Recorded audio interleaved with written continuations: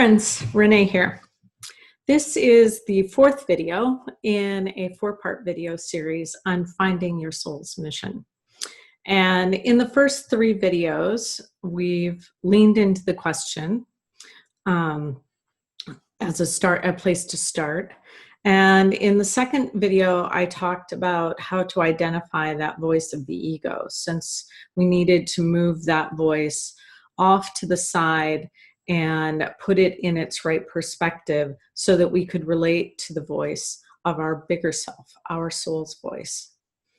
And then in the third video, I talked about kind of those gut knowings that we have and our unique talents and gifts. All of those things provide a pathway for us to relate to our soul self, because of course those are inherently part of our soul.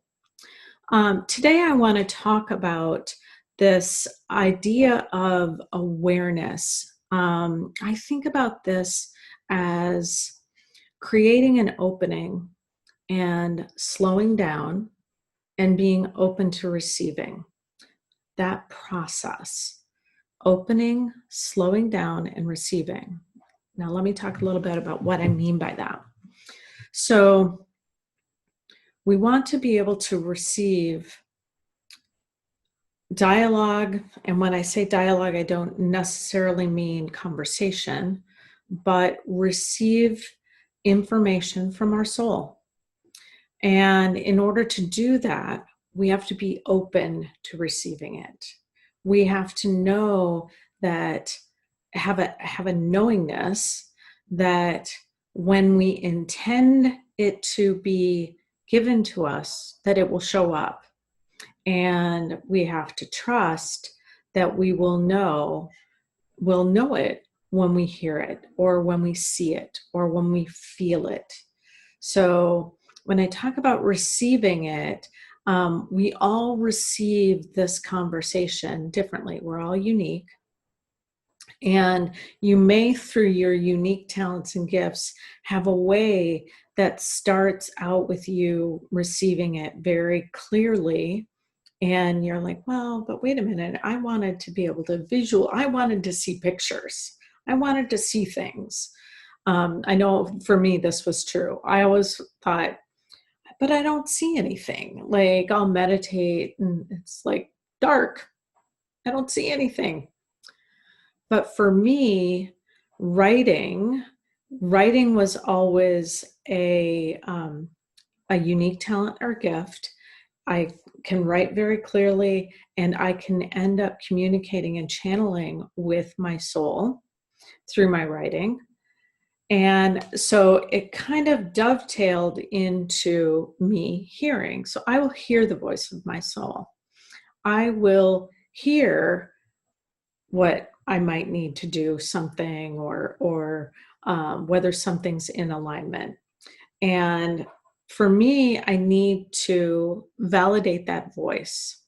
Like, does that voice sound true to me? Is it truly the voice of my soul? Or is it the voice of that petulant child that I identified in the previous videos of my ego? And I'm really able to do that, validating the voice, by really tapping into that gut wisdom. I'll have a knowing that, yep, that's my voice. That's my soul's voice. I know that voice. First of all, it sounds like me. Second of all, there will be this gut alignment with my values, who I am as a person.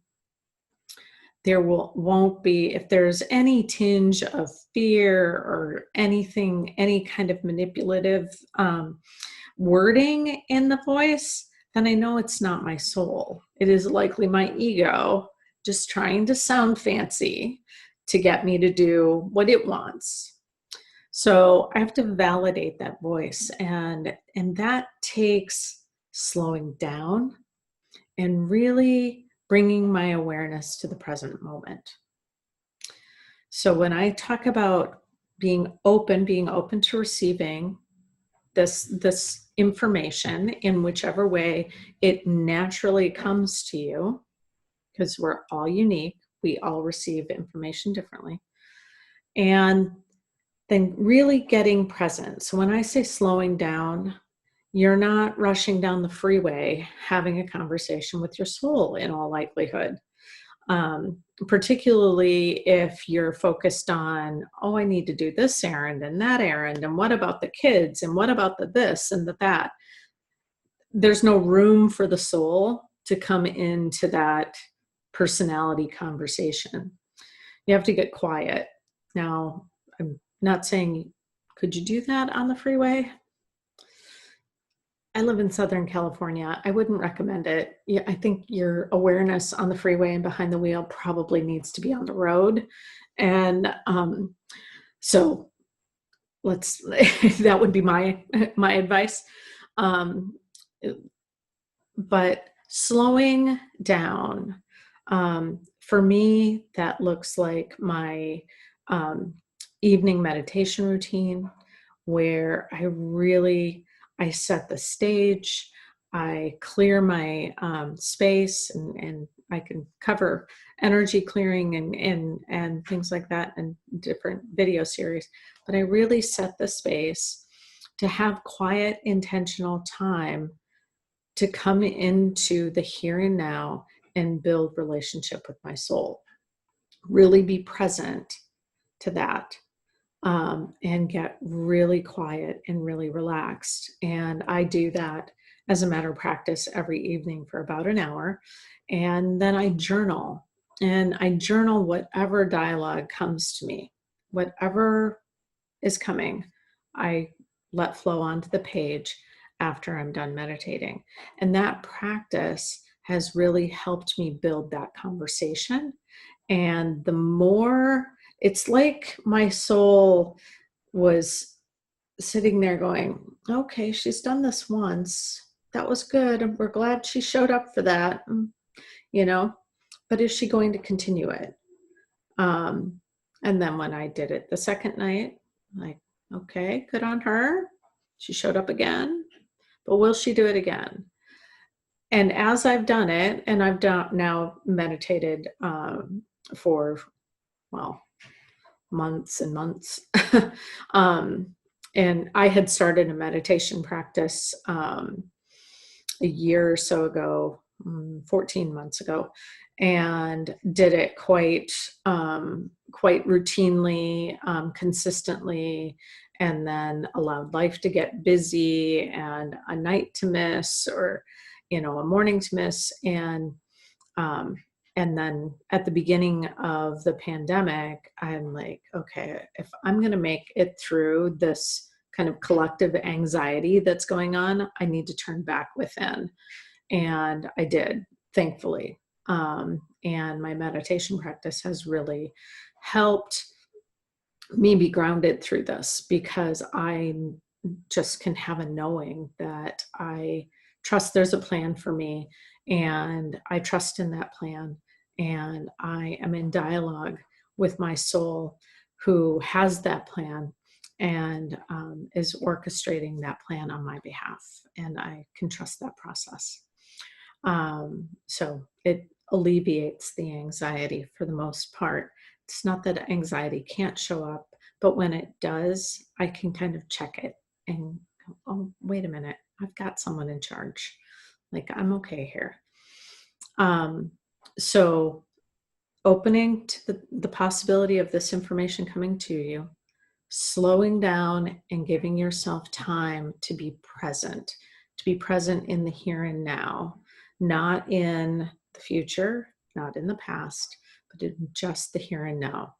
And you can do that through your gifts. You can do that through the writing wisdom practice, which is my favorite way of doing it. So if you like to write, now I'm not saying, are you a writer? We're not writing to write books or to author something. It's not that you can't use your writing for those things, but that's not their intention coming onto the page. The intention coming onto the page is to develop the relationship between you and your soul, between you and your inner knowing, and build that relationship so it becomes a trusted relationship that's in constant dialogue that's what you're leaning into here. Okay. And through that present, through the presence, through the slowness, through your talents, gifts, however this works for you. For me, it is the writing practice, my meditation practice, my journaling. That is what supports my channel to my soul. And then you can begin to have a real dialogue about your purpose. That's how you get to that information. Okay? I hope you've enjoyed this content in this series. If you have, please give this video a thumbs up. Subscribe to my channel if you'd like to follow along for more information on these topics, your soul's mission, life planning, all things trying to live our best life, our most wisdom-empowered life. So if you'd like to follow along, I'd love to have you. Please subscribe.